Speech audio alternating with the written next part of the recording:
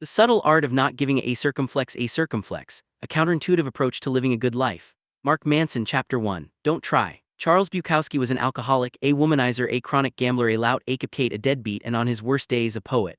He's probably the last person on earth you would ever look to for life advice or expect to see in any sort of self-help book, which is why he's the perfect place to start. Bukowski wanted to be a writer, but for decades his work was rejected by almost every magazine, newspaper, journal, agent, and publisher he submitted to. His work was horrible, they said, crude, disgusting, depraved. And as the stacks of rejection slips piled up, the weight of his failure pushed him deep into an alcohol-fueled depression that would follow him for most of his life. Bukowski had a day job as a letter filer at a post office. He got paid a circumflex money and spent most of it on booze. He gambled away the rest at the racetrack. At night he would drink alone and sometimes hammer out poetry on his beat-up old typewriter. Often he'd wake up on the floor having passed out the night before. 30 years went by like this, most of it a meaningless blur of alcohol, drugs, gambling, and prostitutes. Then when Bukowski was 50, after a lifetime of failure and self-loathing, an editor at a small independent publishing house took a strange interest in him. The editor couldn't offer Bukowski much money or much permissive sales, but he had a weird affection for the drunk loser, so he decided to take a chance on him. It was the first real shot Bukowski had ever got, and he realized probably the only one he would ever get. Bukowski wrote back to the editor, "I have one of two choices. Stay in the post office and go crazy, or stay out here and play at writer and starve. I have decided to starve." Upon signing the contract, Bukowski wrote his first novel in 3 weeks. It was called simply Post Office. In the dedication he wrote, "Dedicated to Nobody." Bukowski would make it as a novelist and poet. He would go on and publish 6 novels and hundreds of poems, selling over 2 million copies of his books. His popularity defied everyone's expectations, particularly his own. Stories like Bukowski's are the bread and butter of our cultural narrative. Bukowski's life embodies the American dream. A man fights for what he wants, never gives up, and eventually achieves his wildest dreams. It's practically a movie waiting to happen. We all look at stories like Bukowski's and say, see, he never gave up. He never stopped trying. He always believed in himself. He persisted against all the odds and made something of himself. It is then strange that on Bukowski's tombstone the epitaph reads, "Don't try." See, despite the book sales and the fame, Bukowski was a loser. He knew it. And his success stemmed not from some determination to be a winner, but from the fact that he knew he was a loser, accepted it, and then wrote honestly about it. He never tried to be anything other than what he was. The genius in Bukowski's work was not in overcoming unbelievable odds or developing himself into a shining literary light. It was the opposite. It was his simple ability to be completely unflinchingly honest with himself, especially the worst parts of himself, and to share his failings without hesitation or doubt.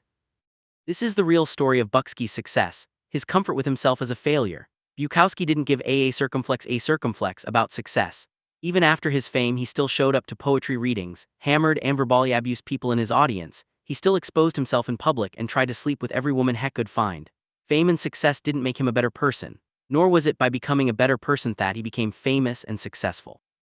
Self-improvement and success often occur together, but that doesn't necessarily mean they're the same thing. Our culture today is obsessively focused on unrealistically positive expectations. Be happier, be healthier, be the best, better than the rest. Be smarter, faster, richer, sexier, more popular, more productive, more envied, and more admired.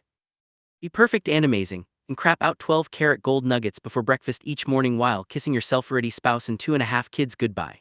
Then fly your helicopter to your wonderfully fulfilling job where you spend your days doing incredibly meaningful work that's likely to save the planet one day. But when you stop and really think about it, conventional life advice, all the positive and happy self-help stuff we hear all the time, is actually fixating on what you lack. It lasers in on what you perceive your personal shortcomings and failures to already be, and then emphasizes them for you. You learn about the best ways to make money because you feel you don't have enough money already. You stand in front of the mirror and repeat affirmations saying that you're beautiful because you feel as though you're not beautiful already. You follow dating and relationship advice because you feel that already. You try goofy visualization exercises about being more successful because you feel as though you aren't successful enough already. Ironically, this fixation on the positive, on what's better, what's superior, only serves to remind us over and over again of what we are not, of what we lack, of what we should have been but failed to be. After all, no truly happy person feels the need to stand in front of a mirror and recite that she's happy. She just is. There's a saying in Texas, the smallest dog barks the loudest. A confident man doesn't feel a need to prove that he's confident. A rich woman doesn't feel a need to convince anybody that she's rich. Either you are or you are not. And if you're dreaming of something all the time, then you're reinforcing the same unconscious reality over and over that you are not that. Everyone in their TV commercial wants you to believe that the key to a good life is a nicer job, or a more rugged car, or a prettier girlfriend, or a hot tub with an inflatable pool for the kids. The world is constantly telling you that the path to a better life is more, more, more. Buy more, own more, make more, a circumflex, more, be more. You are constantly bombarded with messages to give a circumflex, about everything all the time. Give a circumflex about a new TV. Give a circumflex about having a better vacation than your coworkers. Give a circumflex about buying that new lawn ornament. Give a circumflex about having the right kind of selfie stick. Why, my guess, because giving a circumflex about more stuff is good for business. And while there's nothing wrong with good business, the problem is that giving too many a circumflex is bad for your mental health. It causes you to become overly attached to the superficial and fake, to dedicate your life to chasing a mirage of happiness and satisfaction. The key to a good life is not giving a circumflex about more. It's giving a circumflex about less, giving a circumflex about only what is true and immediate and important. The feedback loop from hell. There's an insidious quirk to your brain that if you let it can drive you absolutely batty. Tell me if this sounds familiar to you. You get anxious about confronting somebody in your life. That anxiety cripples you and you start wondering why you're so anxious. Now you're becoming anxious about being anxious. Oh no, doubly anxious. Now you're anxious about your anxiety, which is causing more anxiety. Quick, where's the whiskey? Or let's say you have an anger problem. You get pissed off at the stupidest, most inane stuff and you have no idea why. And the fact that you get pissed off so easily starts to piss you off even more. And then in your petty rage, you realize that being angry all the time makes you a shallow and mean person. And you hate this. You hate it so much that you get angry at yourself. Now look at you. You're angry at yourself getting angry about being angry. A circumflex, you, Walher, have a fist. Or you're so worried about doing the right thing all the time that you become worried about how much you're worrying. Or you feel so guilty for every mistake you make that you begin to feel guilty about how guilty you're feeling. Or you get sad and alone so often that it makes you feel even more sad and alone just thinking about it. Welcome to the feedback loop from hell. Chances are you've engaged in it more than a few times. Maybe you're engaging in it right now. God, I do the feedback loop all the time. I'm such a loser for doing it. I should stop. Oh my God, I feel like such a loser for calling myself a loser. I should stop calling myself a loser. Ah, a circumflex, I'm doing it again. See, I'm a loser. Ah, calm down, amigo. Believe it or not, this is part of the beauty of being human. Very few animals on Earth have the ability to think cogent thoughts to begin with, but we humans have the luxury of being able to have thoughts about our thoughts. So I can think about watching Miley Cyrus videos on YouTube and then immediately think about what a sicko I am for wanting to watch Miley Cyrus videos on YouTube. Ah, the miracle of consciousness. Now, here's the problem. Or society today through the wonders of consumer culture. And hey look, my life is cooler than yours. Social media has bred a whole generation of people who believe that having these negative experiences, anxiety, fear, guilt, etc. is totally not okay. I mean, if you look at your Facebook feed, everybody there is issuing a circumflex, grand old time. Look, 8 people got married this week. Handsome 16-year-old on TV got a Ferrari for her birthday, and another kid just made $2 billion inventing an app that automatically delivers you mortlet paper when you run out. Meanwhile, you're stuck at home flossing your cat and you can't help but think your life sucks even more than you thought. The feedback loop from hell has become a borderline epidemic, making many of us overly stressed, overly neurotic, and overly self-loathing. Back in Grandpa's day, he would feel like a circumflex, and think to himself, gee whiz, I sure do feel like a cow turd today. But hey, I guess that's just life. Back to shoveling hay. But now if you feel like a circumflex, for even 5 minutes, you're bombarded with 350 images of people totally happy and having amazing a circumflex lives. And it's impossible to not feel like there's something wrong with you. It's this last part that gets us into trouble. We feel bad about feeling bad. We feel guilty for feeling guilty. We get angry about getting angry. We get anxious about feeling anxious. What is wrong with me? This is why not giving a circumflex is so key. This is why it's going to save the world. And it's going to save it by accepting that the world is totally a circumflex, and that's all right because it's always been that way and always will be. By not giving a circumflex, that you feel bad, you short-circuit the feedback loop from hell. You say to yourself, I feel like a circumflex, but who gives a fuck? And then, as if sprinkled by magic, a circumflex, giving fairy dust, you stop hating yourself for feeling so bad. George Orwell said that to see what's in front of one's nose requires a constant struggle. Well, the solution to our stress and anxiety is right there in front of our noses. And we're too busy watching porn advertisements for ob machines that don't work, wondering why we're not banging a hot blonde with a rocking six-pack to notice. We joke online about first world problems, but we really have become victims of our own success. Stress-related health issues, anxiety disorders, and cases of depression have skyrocketed over the past 30 years. Despite the fact that everyone has a flat-screen TV and can have their groceries delivered, our crisis is no longer material. It's existential, it's spiritual. We have so much a circumflex stuff and so many opportunities that we don't even know what to give a circumflex about anymore because there's an infinite amount of things we can now see or know. There are also an infinite number of ways we can discover that we don't measure up, that we're not good enough, that things aren't as great as they could be. And this rips us apart inside. Because here's the thing that's wrong with all of the how to be happy a circumflex that's been shared 8 million times on Facebook in the past few years. Here's what nobody realizes about all of this crap. The desire for more positive experience is itself a negative experience. And paradoxically, the acceptance of one's negative experience is itself a positive experience. This is a total mind a circumflex. So I'll give you a minute to unpritzlay your brain and maybe read that again. Wanting positive experience is a negative experience. Accepting negative experience is a positive experience. It's what the philosopher Alan Watts used to refer to as the backwards law. The idea that the more you pursue feeling better all the time, the less satisfied you become. As pursuing something only reinforces the fact that you lack it in the first place, the more you desperately want to be rich, the more poor and unworthy you feel regardless of how much money you actually make. The more you desperately want to be sexy and desired, the uglier you come to see yourself regardless of your actual physical appearance. The more you desperately want to be happy and loved, the lonelier and more afraid you become regardless of those who surround you. The more you want to be spiritually enlightened, the more self-centered and shallow you become in trying to get there. It's like this one time I tripped on acid, and it felt like the more I walked toward a house, the farther away the house got from me.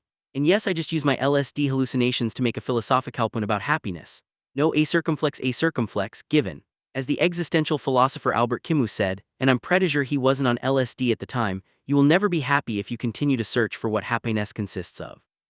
You will never live if you're looking for the meaning of life. Or put more simply, don't try. Now I know what you're saying, Mark. This is making my nipples all hard, but what about the Camaro I've been saving up for? What about the beach body I've been starving myself for? After all, I paid a lot of money for that ob machine.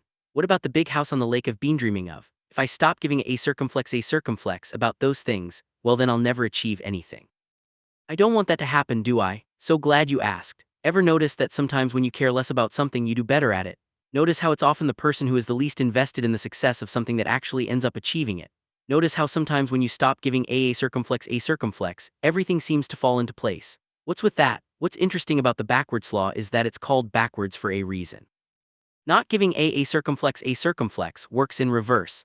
If pursuing the positive is a negative, then pursuing the negative generates the positive. The pain you pursue in the gym results in better all-around health and energy. The failures in business are what lead to a better understanding of what's necessary to be successful. Being open with your insecurities paradoxically makes you more confident and charismatic around others. The pain of honest confrontation is what generates the greatest trust and respect in your relationships. Suffering through your fears and anxieties is what allows you to build courage and perseverance. Seriously, I could keep going, but you get the point. Everything worthwhile in life is won through surmounting the associate negative experience. Any attempt to escape the negative, to avoid it or quash it or silence it only backfires. The avoidance of suffering is a form of suffering. The avoidance of struggle is a struggle. The denial of failure is a failure. Hiding what is shameful is itself a form of shame. Pain is an inextricable thread in the fabric of life. And to tear it out is not only impossible but destructive. Attempting to tear it out unravels everything else with it. To try to avoid pain is to give too many a circumflex about pain. In contrast, if you're able to not give a circumflex about the pain, you become unstoppable. In my life, I have given a circumflex about many things. I have also not given a circumflex about many things. And like the road not taken, it was the a circumflex not given that made all the difference. Chances are you know somebody in your life who at one time or another did not give a circumflex, and then went on to accomplish amazing feats. Perhaps there was a time in your own life when you simply did not give a circumflex, and excelled to some extraordinary height. For myself, quitting my day job in finance after only 6 weeks to start an internet business ranks pretty high up there in my own didn't give a circumflex Hall of Fame. Same with deciding to sell most of my possessions and move to South America. A circumflex given, none, just went and did it. These moments of non-fuckery are the moments that most define our lives. The major switch in careers, the spontaneous choice to drop out of college and join a rock band. The decision to finally dump that deadbeat boyfriend whom you caught wearing your pantyhose a few too many times. To not give a circumflex is to stare down life's most terrifying and difficult challenges and still take action. While not giving a circumflex may seem simple on the surface, it's a whole new bag of burritos under the hood. I don't even know what that sentence means, but I don't give a circumflex. A bag of burritos sounds awesome, so let's just go with it. Most of us struggle throughout our lives by giving too many a circumflex in situations where a circumflex do not deserve to be given. We give too many a circumflex about the rude gas station attendant who gave us our change in nickels. We give too many a circumflex when a show we liked was canceled on TV. We give too many a circumflex when our coworkers don't bother asking us about our awesome weekend. Meanwhile, our credit cards are maxed out, our dog hates us, and Junior is snorting a myth in the bathroom, yet we're getting pissed off about nickels. And everybody loves Raymond. Look, this is how it works. You're going to die one day. I know that's kind of obvious, but I just wanted to remind you in case you forgot. You and everyone you know are going to be dead soon. And in the short amount of time between here and there, you have a limited amount of a circumflex to give, very few in fact.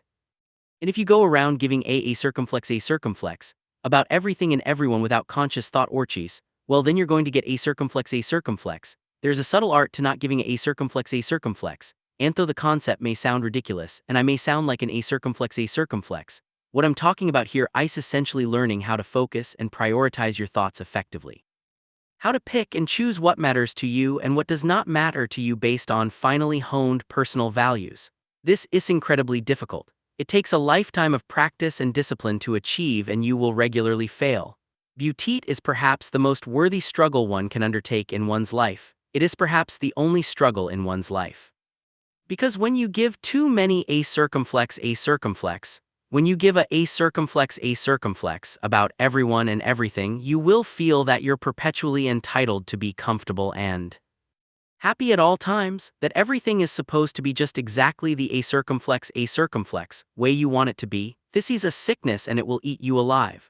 You will see every adversity as an injustice, every challenge as a failure, every inconvenience as a personal slight, every disagreement as a betrayal. You will be confined to your own petty skull-sized hell. Burning with entitlement and bluster, running circles around your very own personal feedback loop from hell in constant motion, yet arriving nowhere. The subtle art of not giving a circumflex, when most people envision giving no a circumflex whatsoever, they imagine a kind of serene indifference to everything, a calm that weathers all storms. They imagine and aspire to be a person who is shaken by nothing and caves in to no one. There's a name for a person who finds no emotion or meaning in anything, a psychopath. Why you would want to emulate a psychopath, I have no a circumflex clue. So what does not giving a circumflex mean? Let's look at 3 subtleties that should help clarify the matter. Subtlety number 1, not giving a circumflex does not mean being indifferent. It means being comfortable with being different. Let's be clear, there's absolutely nothing admirable or confident about indifference. People who are indifferent are lame and scared. They're couch potatoes and internet trolls. In fact, indifferent people often attempt to be indifferent because in reality, they give way too many a circumflex. They give a circumflex about what everyone thinks of their hair, so they never bother washing or combing it. They give a circumflex about what everyone thinks of their ideas, so they hide behind sarcasm and self-righteous snark. They're afraid to let anyone get close to them, so they imagine themselves as some special unique snowflake who has problems that nobody else would ever understand. Indifferent people are afraid of the world and the repercussions of their own choices. That's why they don't make any meaningful choices. They hide in a gray, emotionless pit of their own making. Self-absorbed and self-pitying, perpetually distracting themselves from this unfortunate thing demanding their time and energy called life. Because here's a sneaky truth about life. There's no such thing as not giving a circumflex. You must give a circumflex about something. It's part of our biology to always care about something and therefore to always give a circumflex. The question then is, what do we give a circumflex about? What are we choosing to give a circumflex about? And how can we not give a circumflex about what ultimately does not matter? My mother was recently screwed out of a large chunk of money by a close friend of hers. Had I been indifferent, I would have shrugged my shoulders, sipped my mocha, and downloaded another season of The Wire. Sorry, Mom, but instead I was indignant. I was pissed off. I said, no, screw that, Mom. We're going to lawyer the a circumflex up and go after this asshole. Why? Because I didn't give a circumflex. I will ruin this guy's life if I have to. This illustrates the first subtlety of not giving a circumflex. When we say, damn, watch out, Mark Manson just don't give a fuck, we don't mean that, Mark. Manson doesn't care about anything. On the contrary, we mean that Mark Manson doesn't care about adversity in the face of his goals. He doesn't care about pissing some people off to do what he feels is right or important or noble. We mean that Mark Manson is the type of guy who would write about himself in third person just because he thought it was the right thing to do. He just doesn't give a circumflex. This is what is so admirable. No, not me, dumbass. The overcoming adversity stuff. The willingness to be different, an outcast, a pariah, all for the sake of one's own values. The willingness to stare failure in the face and shove your middle finger back at it. The people who don't give a circumflex about adversity or failure or embarrassing themselves or a circumflex in the bed a few times. The people who just laugh and then do what they believe in anyway because they know it's right. They know it's more important than they are, more important than their own feelings and their own pride and their own ego. They say, fuck it. Not to everything in life, but rather to everything unimportant in life. They reserve their a circumflex for what truly matters: friends, family, purpose, burritos, and an occasional lawsuit or two. And because of that, because they reserve their a circumflex for only the big things that matter, people give a circumflex about theme in return. Because here's another sneaky little truth about life. You can't be an important and life-changing presence for some people without also being a joke and an embarrassment to others. You just can't, because there's no such thing as a lack of adversity. It doesn't exist. The old saying goes that no matter where you go, there you are. Well, the same is true for adversity and failure. No matter where you go, there's a 500 lb load of a circumflex waiting for you, and that's perfectly fine. That point isn't to get away from the a circumflex. The point is to find the a circumflex you enjoy dealing with. Subtlety number 2, to not give a circumflex about adversity, you must first give a circumflex about something more important than adversity. Imagine you're at a grocery store and you watch an elderly lady scream at the cashier, berating him for not accepting her 30-cent coupon. Why does this lady give a circumflex? It's just 30 cents. I'll tell you why. That lady probably doesn't have anything better to do with her days than to sit at home cutting out coupons. She's old and lonely. Her kids are a circumflex and never visit. She hasn't had sex in over 30 years. She can't fart without extreme lower back pain. Her pension is on its last legs, and she's probably going to die in a diaper thinking she's in Candyland. So she snips coupons. That's all she's got. It's her and her damn coupons. It's all she can give a circumflex about, because there is nothing else to give a circumflex about. And so when that pimple-faced 17-year-old, as we get older, with the benefit of experience and having seen so much time slip by, we begin to notice that most of these sorts of things have little lasting impact on our lives. Those people whose opinions we cared about so much before are no longer present in our lives. Rejections that were painful in the moment have actually worked out for the best. We realize how little attention people pay to the superficial details about us, and we choose not to obsess so much over them. Essentially, we become more selective about the a circumflex we're willing to give. This is something called maturity. It's nice, you should try it sometime. Maturity is what happens when one learns to only give a circumflex about what's truly a circumflex worthy. As Bunk Moreland said to his partner, Detective McNelt, in The Wire, which a circumflex, I still downloaded. That's what you get for giving a circumflex. When it wasn't your turn to give a circumflex, then as we grow older and enter middle age, something else begins to change. Our energy level drops, our identity solidifies, we know who we are and we accept ourselves, including some of the parts we aren't thrilled about, and in a strange way this is liberating. We no longer need to give a circumflex about everything. Life is just what it is, we accept it warts and all. We realize that we are never going to cure cancer or go to the moon or feel Jennifer Aniston's tits, and that's okay, life goes on. We now reserve our ever-dwindling a circumflex for the most truly fuckworthy parts of our lives. Our families, our best friends, our golf swing, and to our astonishment, this is enough. This simplification actually makes us really a circumflex, happy on a consistent basis, and we start to think maybe that crazy alcoholic Bukowski was onto something. Don't try. So Mark, what the a circumflex is the point off thy's book anyway. This book will help you think a little bit more clearly about what you're choosing to find important in life, and what you're choosing to find unimportant. I believe that today we're facing a psychological epidemic, one in which people no longer realize it's okay for things to suck sometimes. That sounds intellectually lazy on the surface, but I promise you it's a life-death sort of issue, because when we believe that it's not okay for things to suck sometimes, then we unconsciously start blaming ourselves. We start to feel as though something is inherently wrong with us, which drives us to all sorts of overcompensation, like buying 40 pairs of shoes or downing Xanax with a vodka chasserin a Tuesday night or shooting up a school bus full of kids. This belief that it's not okay to be inadequate sometimes is the source of the growing feedback loop from hell that is coming to dominate our culture. The idea of not giving a circumflex is a simple way of reorienting our expectations for life and choosing what is important and what is not. Developing this ability leads to something I like to think of as a kind of practical enlightenment.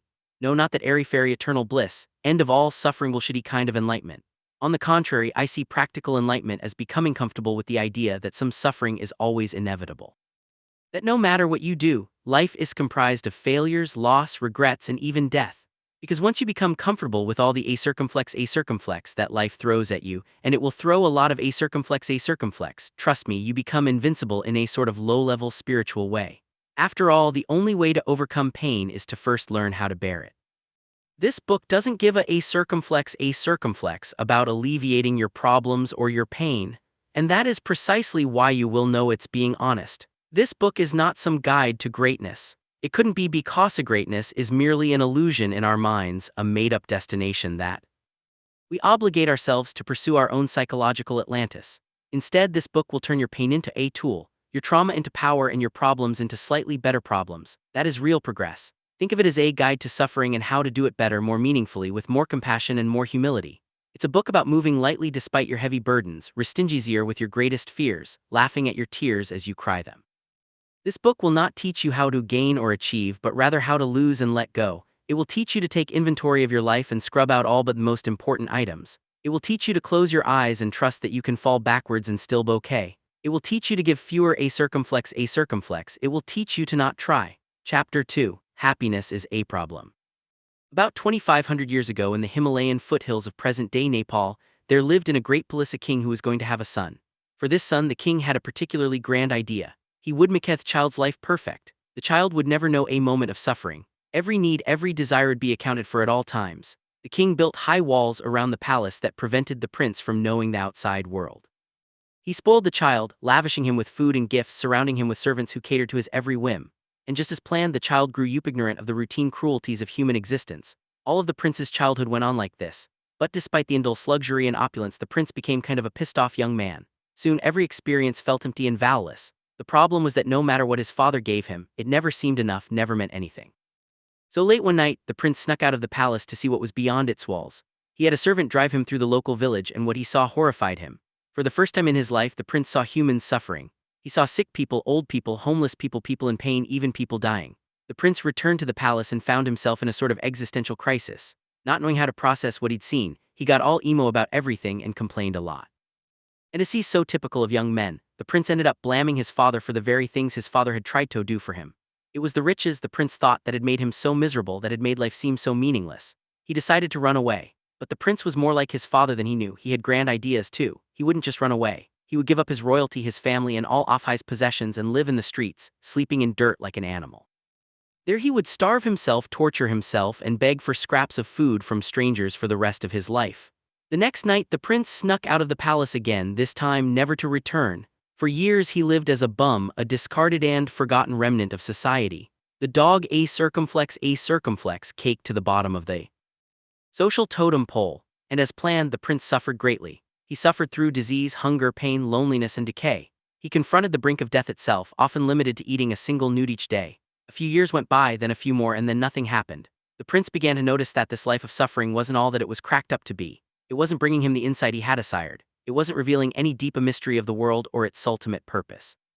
In fact, the prince came to know what the rest of us have always kind of known: that suffering totally sucks. And it's not necessarily that meaningful either. As with being rich, there is no value in suffering when it's done without purpose. And soon the prince came to the conclusion that his grand idea, like his father's, was in fact a circumflex, terrible idea, and he should probably go do something else instead. Totally confused, the prince cleaned himself up and went and found a big tree near Erevar. He decided that he would sit under that tree and not get up until he came up with another grand idea. As the legend goes, the confused prince sat under that tree for 49 days. We won't delve into the biological viability of sitting in the same spot for 49 days. But let's just say that in that time, the prince came to a number of profound realizations. One of those realizations was this: that life itself is a form of suffering. The rich suffer because of their riches. The poor suffer because of their poverty. People without a family suffer because they have no family. People with a family suffer because of their family. People who pursue worldly pleasures suffer because of their worldly pleasures. People who abstain from worldly pleasures suffer because of their abstention. This isn't to say that all suffering is equal. Some suffering is certainly more painful than other suffering, but we all must suffer nonetheless. Years later, the prince would build his own philosophy and share it with the world. And this would be its first and central tenet, that pain and loss are inevitable and we should let go of trying to resist them. The prince would later become known as the Buddha. And in case you haven't heard of him, he was kind of a big deal. There is a premise that underlies a lot of our assumptions and beliefs. The premise is that happiness is algorithmic, that it can be worked for and earned and achieved as if it were getting accepted to law school or building a really complicated Lego set. If I achieve X, then I can be happy. If I look like Y, then I can be happy. If I can be with a person like Z, then I can be happy. This premise, though, is the problem. Happiness is not a solvable equation. Dissatisfaction and unease are inherent parts of human nature, and as we'll see, necessary components to creating consistent happiness. The Buddha argued this from a theological and philosophical perspective. I will make the same argument in this chapter, but I will make it from a biological perspective, and with pandas, the misadventures of Disappointment Panda. If I could invent a superhero, I would invent one called Disappointment Panda. He'd wear a Kasi eye mask and a shirt with a giant capital T on it that was way too small for his big panda belly. And his superpower would be to tell people harsh truths about themselves that they needed to hear but didn't want to accept. He would go door to door like a Bible salesman and ring doorbells and say things like, "Sure, making a lot of money makes you feel good, but it won't make your kids love you." Or if you have to ask yourself if you trust your wife, then you probably don't. Or what you consider friendship is really just your constant attempts to impress people. Then he'd tell the homeowner to have a nice day and saunter on down to the next house. It would be awesome and sick and sad and uplifting and necessary. After all, the greatest truths in life are usually the most unpleasant to hear. Disappointment, Panda would be the hero that none of us would want but all of us would need. He'd be the proverbial vegetables to our mental diet of junk food. He'd make our lives better despite making us feel worse. He'd make us stronger by tearing us down, brighten our future by showing us the darkness. Listening to him would be like watching a movie where the hero dies in the end. You love it even more despite making you feel horrible because it feels real. So while we're here, allow me to put on my Disappointment Panda mask and drop another unpleasant truth on you. We suffer for the simple reason that suffering is biologically useful. It is nature's preferred agent for inspiring change. We have evolved to always live with a certain degree of dissatisfaction and insecurity, because it's the mildly dissatisfied and insecure creature that's going to do the most work to innovate and survive. We are wired to become dissatisfied with whatever we have and satisfied by only what we do not have. This constant dissatisfaction has kept our species fighting and striving, building and conquering. So no, our own pain and misery aren't a bug of human evolution. They're a feature. Pain in all of its forms is our body's most effective means of spurring action. Take something as simple as stubbing your toe. If you're like me, when you stub your toe, you scream enough four-letter words to make Pope Francis cry. You also probably blame some poor inanimate object for your suffering. Stupid table, you say. Or maybe you even go so far as to question your entire interior design philosophy based on your throbbing foot. What kind of idiot puts a table there anyway? Seriously, but I digress. That horrible stub toe-induced pain, the one you and Ian the Pope hate so much, exists for an important reason. Physical pain is a product of our nervous system, a feedback mechanism to give us a sense of our own physical proportions, where we can and cannot move and what we can and cannot touch. When we exceed those limits, our nervous system duly punishes us to make sure that we pay attention and never do it again. And this pain, as much as vegetate, is useful. Pain is what teaches us what to pay attention to when we're young or careless. It helps show us what's good for us versus what's bad for us. It helps us understand and adhere to our own limitations. It teaches us to not circumflex around near hot stoves or stick metal objects into electrical sockets. Therefore, it's not always beneficial to avoid pain and seek pleasure, since pain can at times be life or death important to our well-being. But pain is not merely physical. As anyone who has had to sit through the first Star Wars prequel can tell you, we humans are capable of experiencing acute psychological pain as well. In fact, research has found that our brains don't register much difference between physical pain and psychological pain. So when I tell you that my first girlfriend cheating on me and leaving me felt like having an ice pick slowly inserted into the center of my heart, that's because, well, it hurt so much I might as well have had an ice pick slowly inserted into the center of my heart. Like physical pain, our psychological pain is an indication of something out of equilibrium, some limitation that has been exceeded. And like our physical pain, our psychological pain is not necessarily always bad or even undesirable. In some cases, experiencing emotional or psychological pain can be healthy or necessary. Just like stubbing our toe teaches us to walk into fewer tables, the emotional pain of rejection or failure teaches us how to avoid making the same mistakes in the future. Anthise is what's so dangerous about a society that coddles itself more and more from the inevitable discomforts of life. We lose the benefits of experiencing healthy doses of pain, a loss that disconnects us from the reality of the world around us. You may salivate at the thought of a problem-free life full of everlasting happiness and eternal compassion, but back here on Earth, the problems never cease. Seriously, problems don't end. Disappointment. Panda just dropped by. We had margaritas and he told me all about it. Problems never a circumflex go away. He said they just improve. Warren Buffett's get money problems. The drunk hobo down at Quickie Mart's got money problems. Buffett's just got better money problems than the hobo. All of life is like this. Life is essentially an endless series of problems. Mark the panda told me. He sipped his drink and adjusted the little pink umbrella.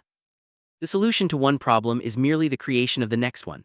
A moment passed and then he wondered where the a circumflex, the talking panda came from. And while we're at it, who made the margaritas? Don't hope for a life without problems, the panda said. There's no such thing, instead hope for a life full of good problems. And with that he set his glass down, adjusted his sombrero and sauntered off into the sunset. Happiness comes from solving problems. Problems are a constant in life. When you solve your health problem by buying a gym membership, you create new problems like having to get up early to get to the gym on time, sweating like a meth head for 30 minutes on an elliptical, and then getting showered and changed for work so you don't stink up the whole office.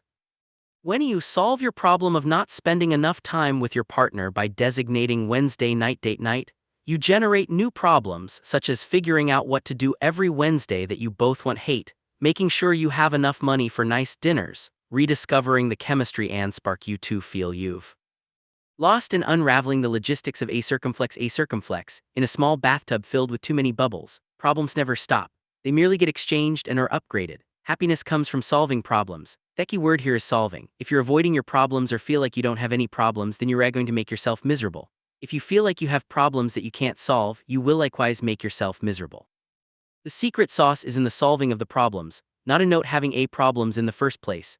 To be happy, we need something to solve. Happiness is therefore a form of action. It's an activity, not something that is passively bestowed upon you, and it's something that you magically discover in a top 10 article on the Huffington Post or from any specific guru or teacher. It doesn't magically appear when you finally make enough money to add on that extra room to the house. You don't find it waiting for you in a place, an idea, a job, or even a book for that matter. Happiness is a constant work in progress because solving problems is a constant work in progress. The solutions to today's problems will lay the foundation for tomorrow's problems, and so on. True happiness occurs only when you find the problems you enjoy having and enjoy solving. Sometimes those problems are simple. Eating good food, traveling to some new place, winning at the new video game you just bought. Other times those problems are abstract and complicated. Fixing your relationship with your mother, finding a career you can feel good about, developing better friendships. Whatever your problems are, the concept is the same. Solve problems, be happy. Unfortunately for many people, life doesn't feel that simple. That's because they a circumflex things up in at least one of two ways. 1. Denial. Some people deny that their problems exist in the first place. And because they deny reality, they must constantly delude or distract themselves from reality. This may make them feel good in the short term, but it leads to a life of insecurity, neuroticism, and emotional repression. 2. Victim mentality. Some choose to believe that there is nothing they can do to solve their problems, even when they in fact could. Victims seek to blame others for their problems or blame outside circumstances. This may make them feel better in the short term, but it leads to a life of anger, helplessness, and despair. People deny and blame others for their problems for the simple reason that it's easy and feels good. While solving problems is hard and often feels bad, forms of blame and denial give us a quick high. They are a way to temporarily escape our problems, and that escape can provide us a quick rush that makes us feel better. Highs come in many forms. Whether it's a substance like alcohol, the moral righteousness that comes from blaming others, or the thrill of some new risky adventure, highs are shallow and unproductive ways to go about one's life. Much of the self-help world is predicated on peddling highs to people rather than solving legitimate problems. Many self-help gurus teach you new forms of denial and pump you up with exercises that feel good in the short term while ignoring the underlying issue. Remember, nobody who is actually happy has to stand in front of a mirror and tell himself that he's happy. Highs also generate addiction. The more you rely on them to feel better about your underlying problems, the more you will seek them out. In this sense, almost anything can become addictive depending on the motivation behind using it. We all have our chosen methods to numb the pain of our problems, and in moderate doses. There is nothing wrong with this, but the longer we avoid and the longer we numb, the more painful it will be when we finally do confront our issues. Emotions are overrated. Emotions evolved for one specific purpose: to help us live and reproduce a little bit better. That's it. They're feedback mechanisms telling us that something is either likely right or likely wrong for us. Nothing more, nothing less. Much as the pain of touching a hot stove teaches you not to touch it again, the sadness of being alone teaches you not to do the things that made you feel so alone again. Emotions are simply biological signals designed to nudge you in the direction of beneficial change. Look, I don't mean to make light off your midlife crisis, or the fact that your drunk dad stole your bike when you were 8 years old and you still haven't gotten over it. But when it comes down to it, if you feel crappy, it's because your brain is telling you that there's a problem that's unrest or unresolved. In other words, negative emotions are a call to action. When you feel them, it's because you're supposed to do something. Positive emotions, on the other hand, are rewards for taking the proper action. When you feel them, life seems simple and there is nothing else to do but enjoy it. Then, like everything else, the positive emotions go away because more problems inevitably emerge. Emotions are part of the equation of our lives, but not the entire equation. Just because something feels good doesn't mean it is good. Just because something feels bad doesn't mean it is bad. Emotions are merely signposts, suggestions that our neurobiology gives us, not commandments. Therefore, we shouldn't always trust our own emotions. In fact, I believe we should make a habit of questioning them. Many people are taught to repress their emotions for various personal, social, or cultural reasons, particularly negative emotions. Sadly, to deny one's negative emotions is to deny many of the feedback mechanisms that help a person solve problems. As a result, many of these repressed individuals struggle to deal with problems throughout their lives. And if they can't solve problems, then they can't be happy. Remember, pain serves a purpose. But then there are those people who over-identify with their emotions. Everything is justified for no other reason than they felt it. Oh, I broke your windshield, but I was really mad. I couldn't help it, or I dropped out of school and moved to Alaska just because it felt right. Decision-making based on emotional intuition without the aid of reason to keep it in line pretty much always sucks. You know who bases their entire lives on their emotions? 3-year-old kids and dogs. You know what else 3-year-olds and dogs do? A circumflex on the carpet. An obsession and overinvestment in emotion fails us for the simple reason that emotions never last. Whatever makes us happy today will no longer make us happy tomorrow because your biology always needs something more. A fixation on happiness inevitably amounts to a never-ending pursuit of something else. A new house, a new relationship, another child, another pay raise. And despite all of our sweat and strain, we end up feeling eerily similar to how we started. Inadequate. Psychologists sometimes refer to this concept as the hedonic treadmill.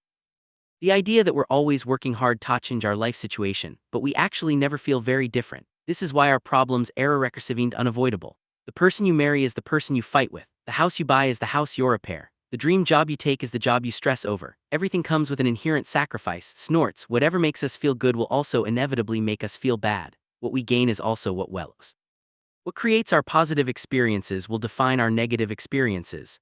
This is a difficult pill to swallow. We like the idea that there is some form of ultimate happiness that can be attained. We like the idea that we can alleviate all of our suffering permanently. We like the idea that we can feel fulfilled and satisfied with our lives forever. But we cannot choose your struggle. If I ask you, what do you want out of life? And you say something like, I want to be happy and have a great family and a job. I like your response is so common and expected that it doesn't really mean anything. Everybody enjoys what feels good. Everyone wants to live a carefree, happy, and easy life. To fall in love and have amazing sex and relationships. To look perfect and make money and be popular and well respected and admired. And a total baller to the point that people part like the Red Sea when they walk into the room. Everybody wants that. It's easy to want that. A more interesting question, a question that most people never consider, is what pain do you want in your life? What are you willing to struggle for? Because that seems to be a greater determinant of how our lives turn out. For example, most people want to get the corner office and make a boatload of money, but not many people want to suffer through 60-hour work weeks, long commutes, obnoxious paperwork, and arbitrary corporate hierarchies to escape the confines of an infinite cubicle hell. Most people want to have great sex and an relationship, but not everyone is willing to go through the tough conversations, the awkward silences, the hurt feelings, and the emotional psychodrama to get there. And so they settle. They settle and wonder what if for years and years until the question morphs from what if into what else. And when the lawyers go home and the alimony check is in the mail, they say, what for? If not for their lowered standards and expectations 20 years prior, then what for? Because happiness requires struggle. It grows from problems. Joy doesn't just sprout out of the ground like daisies and rainbows. Real serious lifelong fulfillment and meaning have to be earned through the choosing and managing of our struggles. Whether you suffer from anxiety or loneliness or obsessive-compulsive disorder or a circumflex, boss who ruins half of your waking hours every day, the solution lies in the acceptance and active engagement of that negative experience, not the avoidance of it, not the salvation from it. People want an amazing physique, but you don't end up with one unless you legitimately appreciate the pain and physical stress that come with living inside a gym for hour upon hour. Unless you love calculating and calibrating the food you eat, planning your life out in tiny plate-sized portions. People want to start their own business.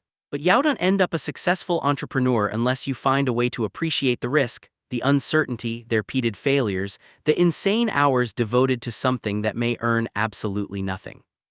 People want a partner, a spouse, but you don't end up attracting someone amazing without appreciating the emotional turbulence that comes with weathering rejections, building the sexual tension that never gets released, and staring blankly at a phone that never rings. It's part of the game of love. You can't win if you don't play. What determines your success isn't what do you want to enjoy. The relevant question is what pain do you want to sustain. The path to happiness is a path full of acircumflex heaps and shame. You have to choose something. You can't have a pain-free life. It can't all be roses and unicorns all the time. Pleasure is the easy question, and pretty much all of us have a similar answer.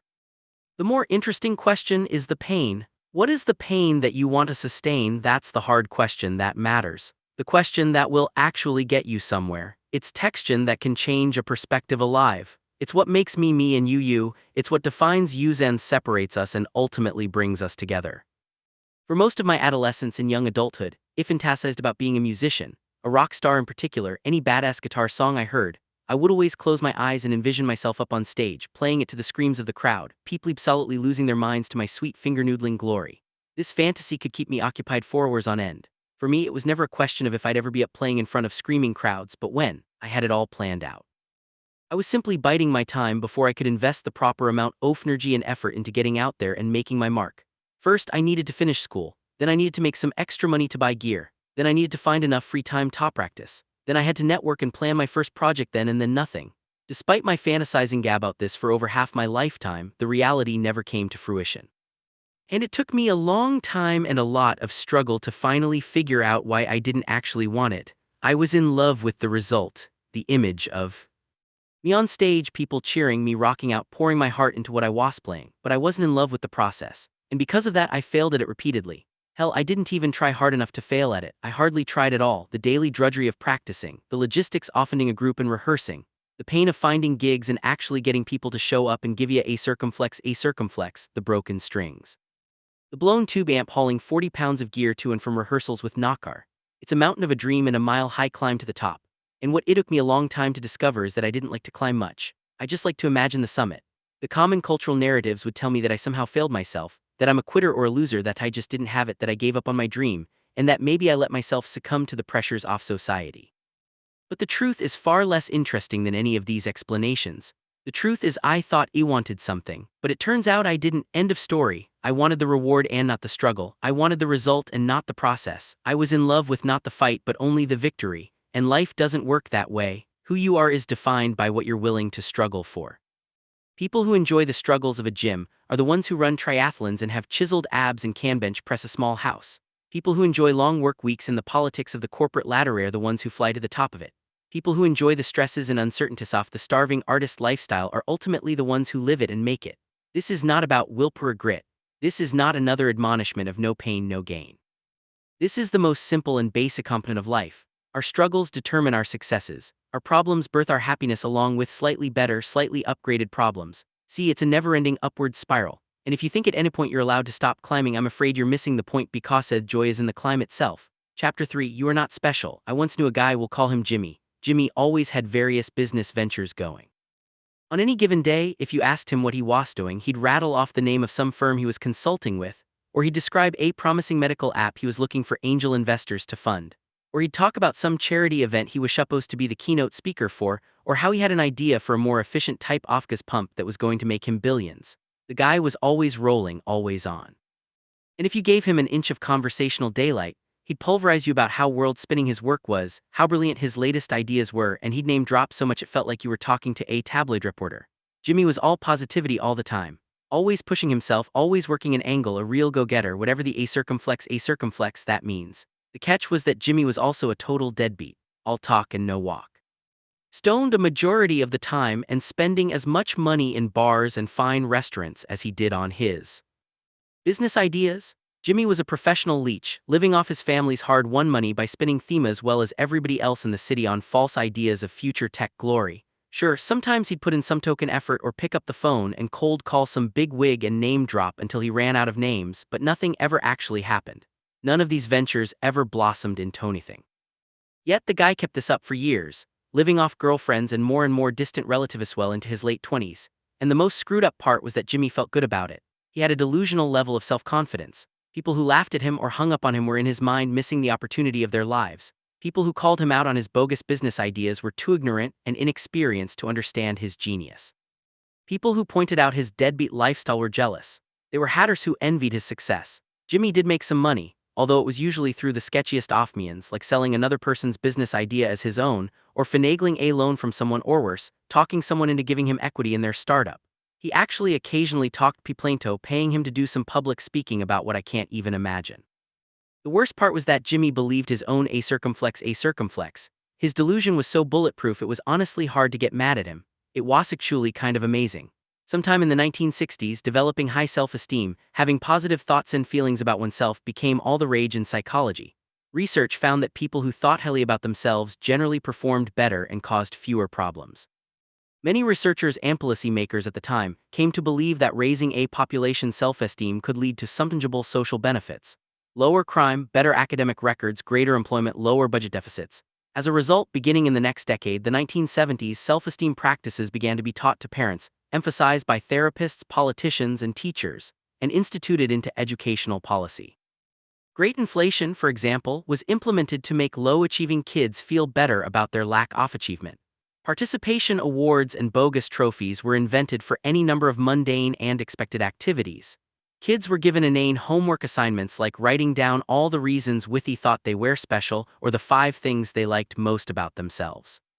Pastors and ministers told their congregations that they were each uniquely special in God's eyes and were destined to excel and not beverage. Business and motivational seminars cropped up chanting the same paradoxical mantra. Every single one of us can be exceptional and massively successful. But it's a generation later and the data isn't. We're not all exceptional. It turns out that merely feeling good about yourself doesn't really mean anything. Unless you have a good reason to feel good about yourself. It turns out that adversity and failure are actually useful and even necessary for developing strong-minded and successful adults. It turns out that teaching people to believe they're exceptional and to feel good about themselves no matter what doesn't lead to a population full of Bill Gateses and Martin Luther King. It leads to a population full of Jimmy, the delusional startup founder. Jimmy, who smoked pot every day and had no real marketable skills other than talking himself up and believing it. Jimmy. The type of guy woiled at his business partner for being immature and then maxed out the company credit card at Leonard trying to impress some Russian model. Jimmy, who was quickly running out of aunts and uncles who could loan him more money. Yes, that confident, high self-esteem Jimmy. The Jimmy who spent so much time talking about how good he was that he forgot to, actually do something. The problem with the self-esteem movement is that it measured self-esteem by how positively people felt about themselves. But a true and accurate measurement of one's self-worth is how people feel about the negative aspects of themselves. If a person like Jimmy feels absolutely a circumflex, great 99.9% of the time despite his life falling apart around him, then how can that be a valid metric for a successful and happy life? Jimmy is entitled. That is, he feels as though he deserves good things without actually earning them. He believes he should be able to be rich without actually working for it. He believes he should be liked and well-connected without actually helping anyone. He believes he should have an amazing lifestyle without actually sacrificing anything. People like Jimmy become so fixated on feeling good about themselves that they manage to delude themselves into believing that they are accomplishing great things even when they're not. They believe they're the brilliant presenter on stage when actually they're making a fool of themselves. They believe they're a successful startup founder when in fact they've never had a successful venture. They call themselves life coaches and charge money to help others even though they're only 25 years old and haven't actually accomplished anything substantial in their lives. Entitled people exude a delusional degree of self-confidence. This confidence can be alluring to others, at least for a little while. In some instances, the entitled person's delusional level of confidence can become contagious and help the people around the entitled person feel more confident in themselves too. Despite all of Jimmy's shenanigans, I have to admit that it was fun hanging out with him sometimes. You felt indestructible around him. But the problem with entitlement is that it makes people need to feel good about themselves all the time, even at the expense of those around them. And because entitled people always need to feel good about themselves, they end up spending most of their time thinking about themselves. After all, it takes a lot of energy and work to convince yourself that your a circumflex doesn't stink, especially when you've actually been living in a toilet. Once people have developed the thought pattern to constantly construe what happens around them as self-aggrandizing, it's extremely hard to break them out of it. Any attempt to reason with them is seen as simply another threat to their superiority by another person who can't handle how smart, talented, good-looking, successful they are. Entitlement closes in upon itself in a kind of narcissistic bubble, distorting anything and everything in such a way as to reinforce itself. People who feel entitled view every occurrence in their life as either an affirmation of or a threat to their own greatness. If something good happens to them, it's because of some amazing feat they accomplished. If something bad happens to them, it's because somebody is jealous and trying to bring them down a notch. Entitlement is impervious. People who are entitled delude themselves into whatever feeds their sense of superiority. They keep their mental facade standing at all costs, even if it sometimes requires being physically or emotionally abusive to those around them. But entitlement is a failed strategy. It's just another high. It's not happiness. The true measurement of self-worth is not how a person feels about her positive experiences, but rather how she feels about her negative experiences. A person like Jimmy hides from his problems by making up imagined successes for himself at every turn. And because he can't face his problems no matter how good he feels about himself, he is weak. A person who actually has a high self-worth is able to look at the negative parts of his character. Frankly, yes, sometimes I'm irresponsible with money. Yes, sometimes I exaggerate my own successes. Yes, I rely too much on others to support me, and should be more self-reliant and then acts to improve upon them. Entitled people, because they are incapable of acknowledging their own problems openly and honestly, are incapable of improving their lives in any lasting or meaningful way. They are left chasing high after high and accumulate greater and greater levels of denial. But eventually, reality must hit and the underlying problems will once again make themselves clear. It's just a question of when and how painful it will be. Things fall apart. I sat in my 9:00 a.m. biology class, arms cradling my head on my desk as I stared at the clock, secondhand making laps, each tick syncopated with the teacher's droning sin about chromosomes and mitosis. Like most 13-year-olds stuck in a stuffy fluorescent classroom, it was bored. A knock came on the door. Mr. Price, the school's assistant principal, stuck his head in. "Excuse me for interrupting. Mark, can you step outside with me for a moment?" "Oh, and bring your things with you." Strange, I thought. Kids get sent to the principal, but the principal rarely gets sent to them. I gathered my things and stepped out. The hallway was empty. Hundreds of beige lockers converged on the horizon. "Mark, can you take me to your locker, please?" "Sure," I say and slug myself down the hall, baggy jeans and moppy hair and oversized Pantara t-shirt and all. We get to my locker. "Open it, please," Mr. Price says. So I do. He steps in front of me and gathers my coat, my gym bag, my backpack, all of the locker's contents, minus a few notebooks and pencils. He starts walking away. "Come with me, please," he says without looking back. I start to get an uneasy feeling. I follow him to his office where he asks me to sit down. He closes the door and locks it. He goes over to the window and adjusts the blinds to block the view from outside. My palms begin to sweat. This is not a normal principal visit. Mr. Price sits down and quietly rummages through my things, checking pockets, unzipping zippers, shaking out my gym clothes and placing them on the floor. Without looking up at me, Mr. Price asks, "Do you know what I'm looking for, Mark?" "No," I say. "Drugs." The word shocks me into nervous attention. "Did drugs?" I stammer. "What kind?" He looks at me sternly. "I don't know. What kind do you have?" He opens one of my binders and checks the small pockets meant for pins. My sweat blossoms like a fungal growth. It spreads from my palms to my arms and now my neck. My temples pulsate as blood floods my brain and face. Like most 13-year-olds freshly accused of possessing narcotics and bringing them to school, I want to run away and hide. "I don't know what you're talking about," I protest, the words sounding far mere than I'd like. I feel as if I should be sounding confident in myself right now. Or maybe not. Maybe I should be scared. Do liars sound more scared or confident? Because however they sound, I want to sound the opposite. Instead, my lack of confidence compounds some confidence about my sounding unconfident, making me more unconfident. That a circumflex feedback loop from hell. "We'll see about that," he says, turning his attention to my backpack, which seemingly has 100 pockets. Each is loaded with its own silly teen desiderata. Colored pens, old notes passed in class, early 90s CDs with cracked cases, dried-up markers, an old sketch pad with half its pages missing, dust, lint, and crap accumulated during a maddeningly middle school existence. My sweat must be pumping at the speed of light because time extends itself and dilates such that what is mere seconds on that 9:00 a.m. second period biology clock now feels like Paleolithic eons, and I'm growing up and dying every minute.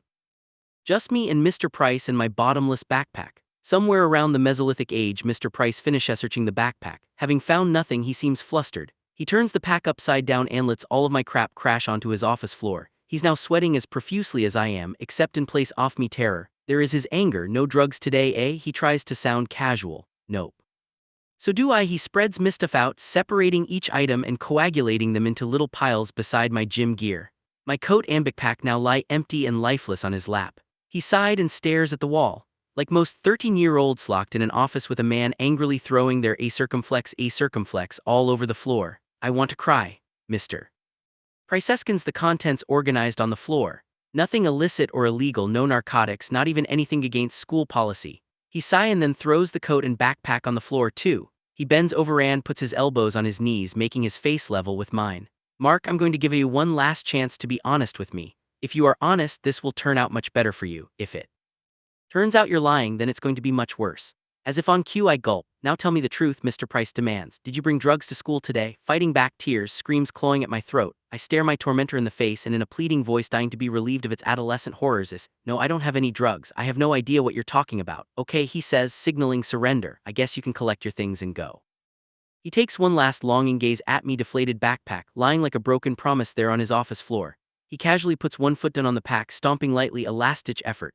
I anxiously wait for him to get up and leave so I can get on with my life and forget this whole nightmare. But his foot stops on something. What is this? He asks, tapping with his foot. What is what? I say. There's still something in here. He picks up the bag and starts feeling around the bottom of it. For me, the room gets fuzzy, everything goes wobbly. When I was young, I was smart, I was friendly. But I was also a circumflex. I mean that in the most loving way possible. I was a rebellious, lying little a circumflex, angry and full of resentment. When I was 12, I hacked my house's security system with refrigerator magnets so I could sneak out undetected in the middle of the night.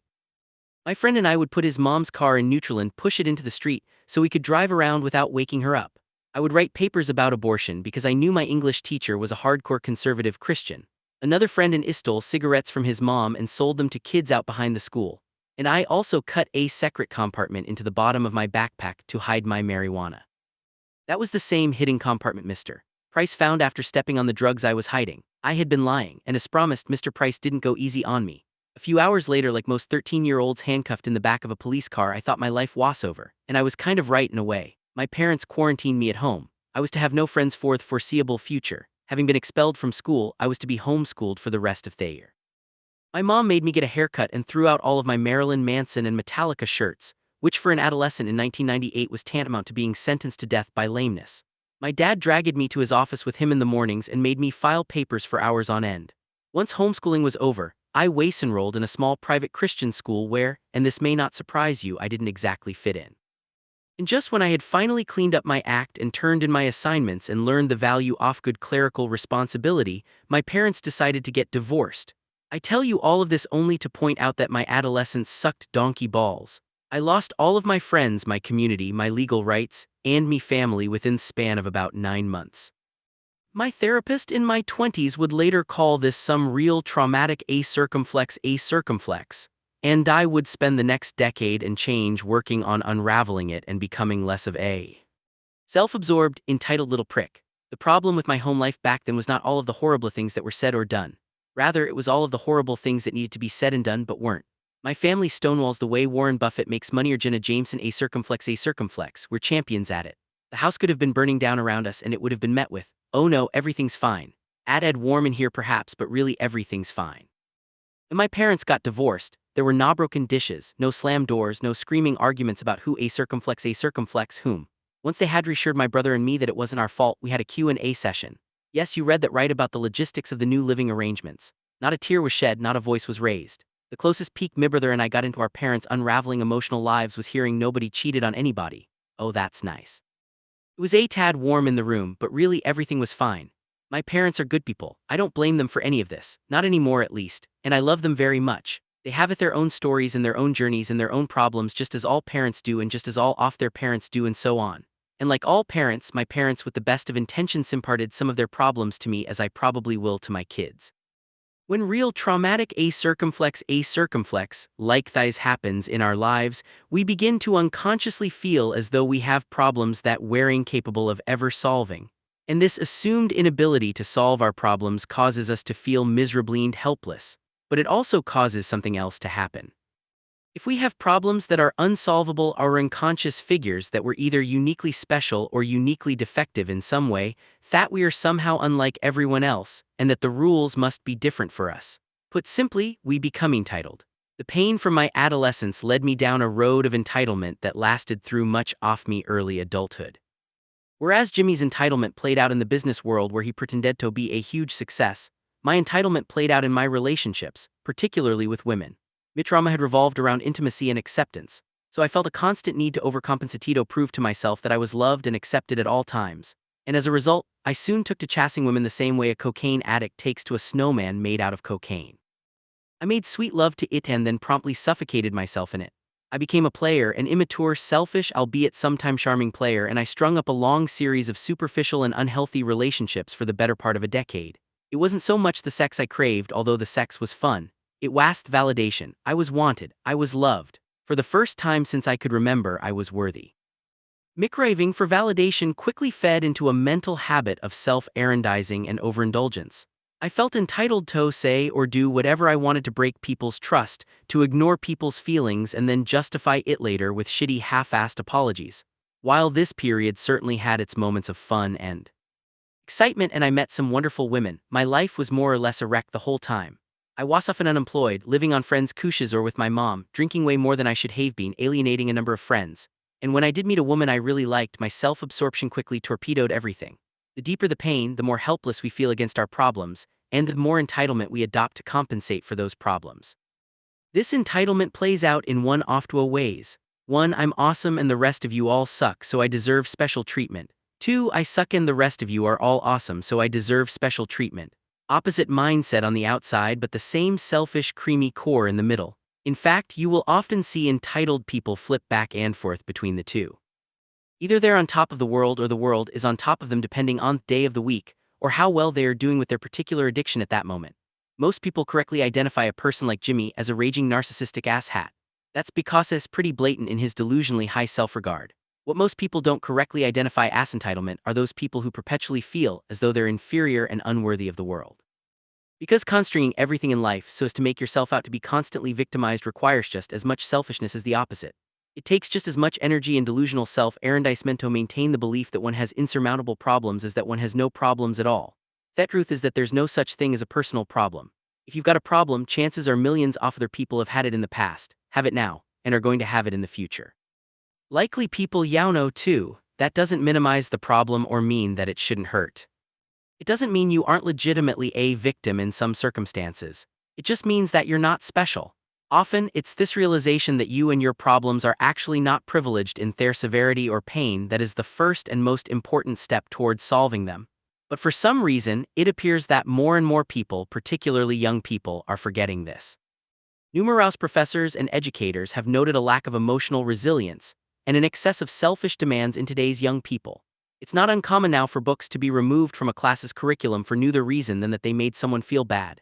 Speakers and professors are shouted down and banned from campuses for infractions as simple as suggesting that maybe some Halloween costumes really aren't that offensive. School counselors note that more students than ever are exhibiting severe signs of emotional distress over what are otherwise run-of-the-mill daily college experiences, such as an argument with a roommate or getting a low grade in a class. It's strange that in an age when we are more connected than ever, entitlement seems to be at an all-time high. Something about recent technology seems to allow our insecurities to run amok like never before. The more freedom we're given to express ourselves, the more we want to be free of having to deal with anyone who may disagree with us or upset us.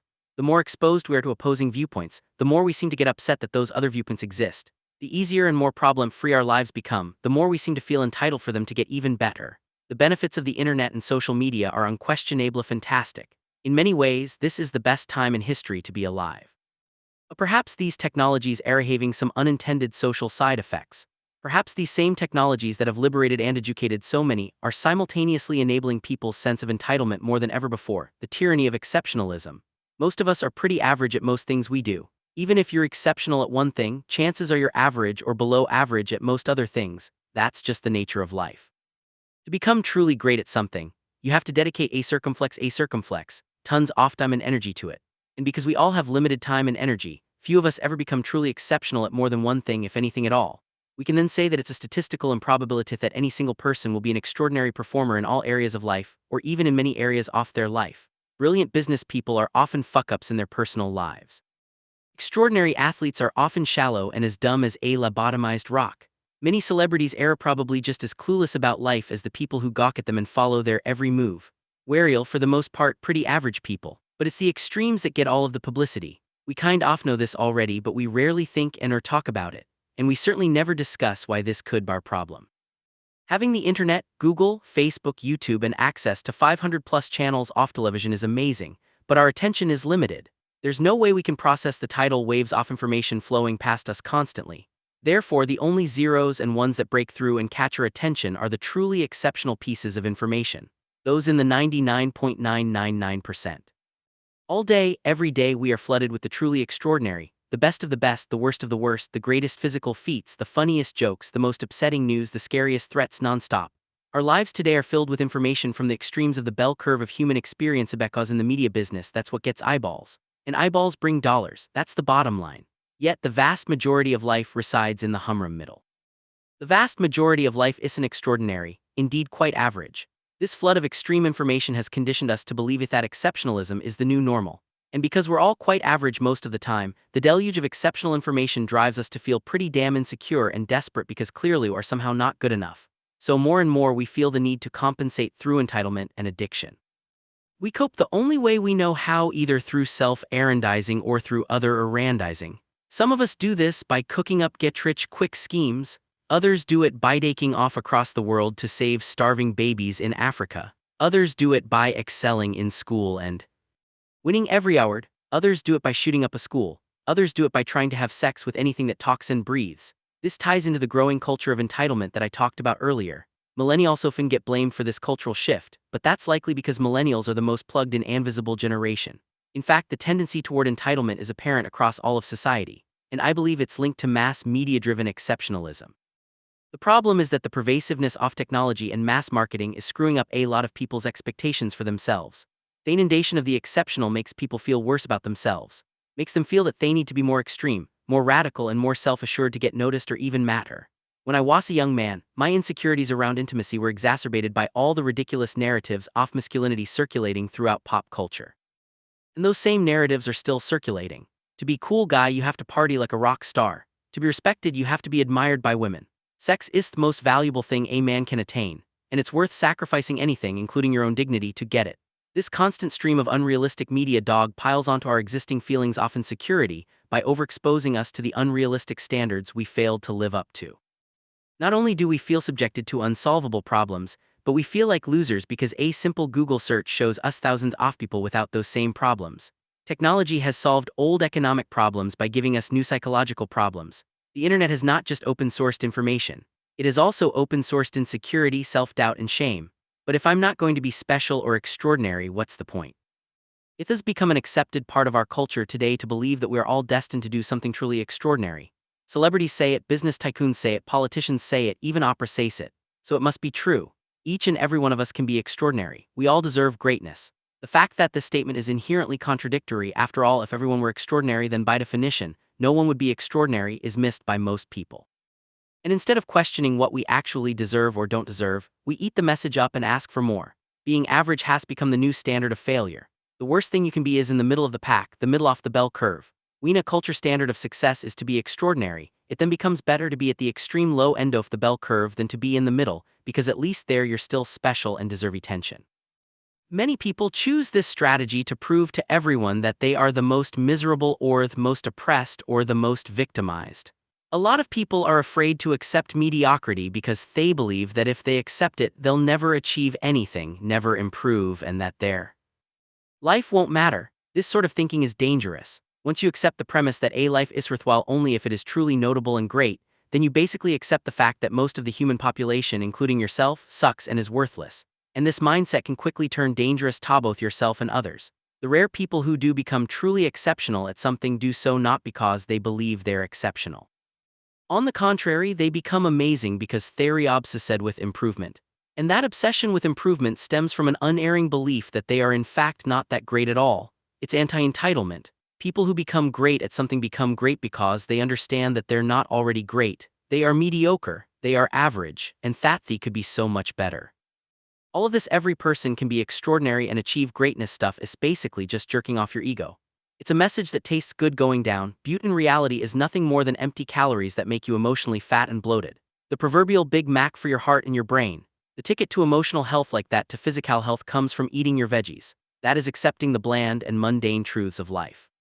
Truths such as your actions actually don't matter that much in the grand scheme of things, and the vast majority of your life will be boring and not noteworthy. And that's okay. This vegetable course will taste bad at first, very bad. You will avoid accepting it, but once ingested, your body will wake up feeling more potent and more alive.